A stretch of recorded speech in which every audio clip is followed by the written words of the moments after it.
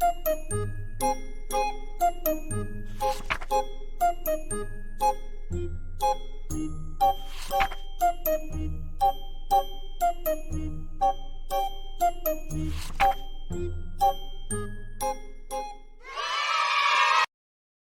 friends, today I will answer all your questions on relationships. Well, first question, how do I know that I am in love? What are the signs? Answer, when you love someone, you don't see anything wrong with them. Even if you see some fault in them, you justify the fault and say, well, everyone does it. It is normal. Then you think you have not done enough for them. The more you do, the more you want to do for them. And they are always on your mind. You want to see them happy. You want them to have the best, and you get hurt even over small things. Ordinary things become extraordinary when you are in love. Second question, I am attracted to someone, but I don't know if I should tell her how I feel. I want to be in love. Well, if you express your feelings, you will ruin it. You don't need to tell somebody that you love them. If they are sensitive, they can feel it. Once you tell them your feelings, it changes everything. Your existence is love. You breathe and there is love. Real intimacy is knowing that you are already intimate and relaxing about it. Never trying to convince the other that you are intimate. Never trying to express yourself too much. So simply smile and allow them to become intimate by themselves. It's naturally when you feel intimate that you want a response from the other person. You would like the other person to feel intimate too. Let them take their time. Don't be in a hurry to express your intimacy. Well, third question, how do I know if the woman in my heart really loves me 100%? Well, I have no idea, nor do you have any idea. Just take a chance. Even if she loves you 90%, it is good enough. Suppose someone asks you the same question, what would you say? You cannot guarantee your own love for someone is 100% or 90% or 20%. Well, maybe this moment, yes, you can.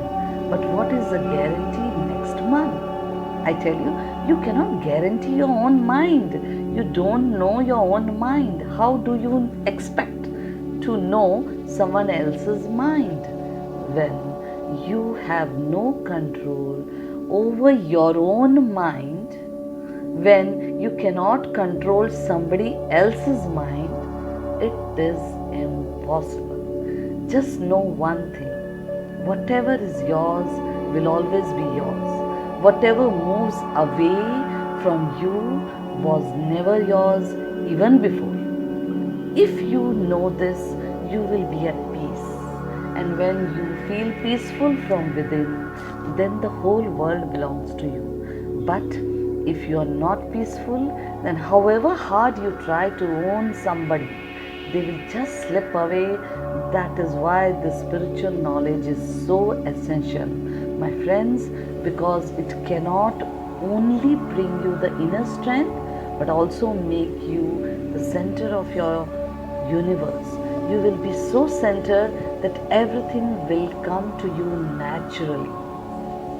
In the Bhagavad Gita, there is a beautiful verse that says, one who is established in the higher consciousness, fulfillment will come towards him like a river that flows into the ocean. All the rivers flow into the ocean. It is natural. In the same way, one who is established in the big mind, all their desires get fulfilled effortlessly. That is why yoga, meditation and spiritual knowledge are very, very important. A person who runs behind desires gets nothing in their hands. So let go and take refuge in the the quiet corner of your heart, and then everything will be yours. Well, my friends, to the fourth question: how to build a real, pure relationship? Best not to try to build a relationship. Just be yourself. Be natural and be simple, and a relationship will develop naturally. If you try to build a relationship, that is when you become a little artificial. Then your behavior becomes artificial and not natural. Just imagine someone is trying to impress you. Don't you notice that? If someone is trying to impress you, what do? You move away. What you like, that is what others like as well. You like someone to be very honest, open, naturally, then unassuming with you, correct? Then that is exactly what the other also wants from you. Don't try hard to impress your girlfriend or boyfriend. Best is to be yourself, be forgiving, and be in the present moment. Question number 5. How do I recognize my soulmate? First, you should recognize your soul and then your soulmate. Yes, my friends, you don't know anything about yourself. You don't know who you are. You don't know your mind. Your own mind drives you crazy. 1 minute it wants something, and the next minute it wants something else. That is why it is said your own mind is responsible for your own bondage and for your liberation, nothing else. A relationship can either take the form of strength or weakness, depending on the mind. If the mind is strong, then a relationship can be like a gift. But if the mind is weak and not in control, then a relationship can feel like bondage. Don't be too fussy and keep waiting for some perfect life partner. If you get a perfect person, they will also be looking for a perfect life partner. Are you that perfect person? Look for a good person and get married. Even if you get somebody who is not up to your mark, I tell you, you have the ability to change them. Believe in this and move on.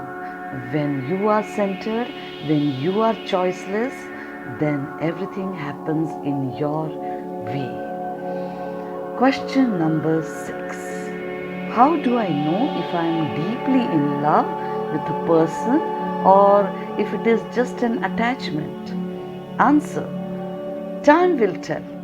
Always know that there is a sense of sacrifice in love, while attachment only brings misery in the name of love. If you fall into an infatuation or attachment, then you will only get misery. But in true love, even sacrifice brings contentment. Love brings sacrifice and contentment, while attachment and feverishness can only bring misery. Question number 7. How do we judge whether somebody loves us truly? Answer: from whoever you receive love, just know that it is from the divine. You are getting love from the one supreme energy. All your affection is also in towards that one energy only, and you are simply receiving its love through this person or that person. Know it and relax. Whether a person is true or false, right or wrong, don't fall into these traps of the mind. If you get sunlight through the window, know that the light is coming from the sun. It is not the light of the window. Understand this, and more to it, and relax to it. Next question is question number 8. How do I be a good life partner? Maybe you can try this. Answer: whomsoever you choose as your life partner, contribute towards their life and don't demand anything. The moment you start demanding, you become miserable. Win them over with your service and love. Question number 9. I am scared of commitment. How do I get over that? Answer. If someone tells you, I will take you to a movie tomorrow, and you wait for them at the movie theater and they do not show up, how would you feel? Just put yourself in the receiver's chair and then you will see how important it is to be committed. Yes, my friends, commitment can only be felt when it oversteps convenience. That which is convenient is not commitment. Often what is convenient does not bring comfort, but gives an illusion of comfort. Also, if you are too stuck in commitment and it is very inconvenient, you are be unable to fulfill all your commitments and you will feel frustrated. Wisdom is to strike a balance between convenience and commitment. And next question, number 10. Is having two relationships wrong? Is it necessary to get physical in a relationship? Answer. Listen, my friends, would you like your spouse or your boyfriend or your girlfriend to have two relationships? No, right? First, you answer that. What you are doing? Would you like someone else to do the same thing to you too? Can you accept it? Your mind will say no, right, my friends? Well, it is better to be loyal in one relationship. It is no good to hurt two people at the same time. Next question. Question number 11. Can you make someone fall in love with me and stay forever? Answer. Someone asked this question to God. First he said, God, can you make a road from Europe to North America? God said, it is very difficult. Then he said, okay, if that is difficult, can you make someone fall in love with me and stay forever? To this, God said, okay, I will grant you your previous boon. The first one sounds more possible. Tell me how soon you want me to make the bridge to be made. Well, if you have, let's finish this up right now. I think it's too many questions and answers. And with a humor note, let's enjoy this Valentine's Day. Enjoy with your loved ones. Be happy for whatever you have. Be grateful. Now, let's go ahead and talk about the solutions for an healthy relationship. Point wise, we will speak. First point, don't ask for proof. Take it for granted that the other person loves you. If you feel that your partner or spouse does not love you as much as before or their attention has reduced, you should just ask them, why do you love me so much? Demand destroys love. Even if the love has dried up inside them, it will rekindle. They will see your magnanimity, your understanding, and will start loving you more. Point number 2. Whenever someone close to you tells you a lie, it is just because love wins over the truth. If truth wins, it is afraid of losing love. So the reason why a person tells a lie is because they don't want to lose the love of you. Third point, when someone says something hurtful or mistreat you, they do it out of stress and ignorance. They are hurt somewhere within, and that is why they behave like that. Just understand that. Number 4, when love turns into bitterness, just wait, do not react. The bitterness will turn back into love again. And you often see that the people for whom you have done so much, they turn bitter, and you expect everyone to be as an enlightened state. That is not possible in the world. Everyone is not just going to be smiling and accepting you as you are. And my friends, unconditionally being in a giving and loving space, that is not possible. You will have to face reactions and you should face it, and that is all. Point number 5. Give the person whom you love their own freedom, their own space. When you love somebody, you almost want to strangle them. You want to police them from morning till night. It may sound very difficult to not to do this, but that is the wisest thing to do. Just don't be pushy. Don't make them strangle. Don't make them. You don't be so obsessive or possessive the person you love a lot.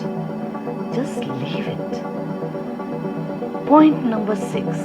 If you express your love too much, the person who is receiving it does not know how to respond. Just imagine yourself in that place. If someone gives you too much love, you will feel like running away. You don't know how to respond unless and until you are so centered and you have one pointed love towards the divinity. Point number 7. Often you like to be pleased, appeased and cajoled. So you put up a tough, upset face and act difficult to please. If a person has to appease and please people all the time, it will be so tiring. I tell you. People who keep a long face and expect others to cajole and appease them, make others run away actually. Lovers often do this. They expend a lot of energy in cajoling, and this brings down the joy and celebration of the moment. Point number 8. Intense longing is a sign of love. If there is a love, there is bound to be longing. And if there is longing, know that there is love. These are two sides of the same coin. They cannot be separated. It is very fortunate to have such longing, very necessary. But what we do? We are in a hurry. When a little longing arises, we want to finish it off. But that longing is beautiful and of course very good for our heart. Last but not the least, point number 9. The key to a happy relationship is based on how we handle our own mind. This is why we all must regularly practice our kriyas, our yoga, our pranayams and meditation. Definitely. We should do a couple meditation together or couple exercises together or any kind of, if drift is there, just talk it out. Just clean your mind. Cleanse yourself with the meditations. There are many meditations, couple meditations happening all around you. Just do it. Go for it. The yoga, the exercises together makes the mind free and the couples can come more nearby. If any misunderstandings or any miscommunication towards each other, can bring them together by doing these exercises, pranayams and yoga together will make them a hit. Well, my friends, we must learn how to calm our mind and relax for a few moments every day. If each one of us can manage to broaden our vision just a little bit, I tell you, we can all bring such a great transformation in our lives. We will become happy and also bring happiness to the lives of others around us. Friends, before I leave, just want to tell you that this human mind is very complex. It has its delicate and tough aspects. If you have had a misunderstanding with a friend, girlfriend, wife, or a colleague at work, you can become stiff inside, and this can distort your emotions, leading to negativity. A lot of emotions come up, like breakup or getting into depressions. This is negativity. You carry this negativity wherever you go. In fact, you spread it actually. However, when you culture your mind with meditation, its tendency of holding on to negativity, emotions, negative, irritative emotions simply disappears. You gain the ability to start living in the present moment, and you are able to let go all the past and live a happy life. Well, my friends, over here we finish with our relationships questions, and if you have more questions, then do write and comment. I would be very happy to answer all of them. If you're new here, do subscribe. See you